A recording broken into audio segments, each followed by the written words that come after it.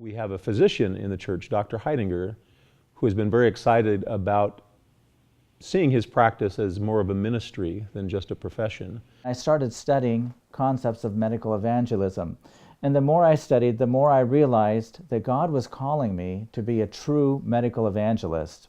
I found myself giving my resignation to the secular group that I was working in, and I started my own solo practice in the year 2008. Right after we came, I had one of our physicians that approached us. He's a member of the church here, and he asked me if he could partner with me as someone that could give me some leads for Bible studies.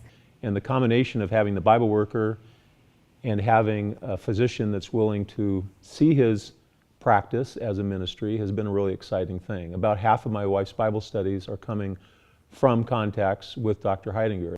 On the surface, you might not know any difference between my office and any other office. However, if you started to look a little bit deeper, you would notice substantial differences. I had a literature rack in my office. My patients enjoyed the literature and availed themselves of it. My medical assistant in particular was very outreach-oriented, to the point where I had patients calling my medical assistant not for help on medications, not for a prescription, not for a question, but asking for prayer.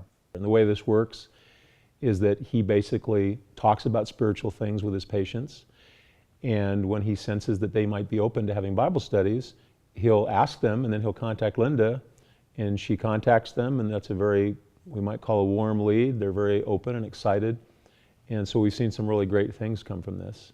I have found in my practice, just as a novice and essentially teaching myself how to reach out to others, that it's a very doable thing and not difficult to do.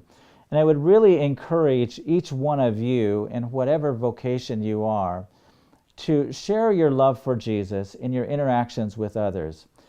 In the medical community, I'm ready to say that every physician should be referring one or two individuals, their patients, one or two of their patients, for Bible studies per month. I am finding there's that much interest, people are that hungry for God, and it's a very doable thing.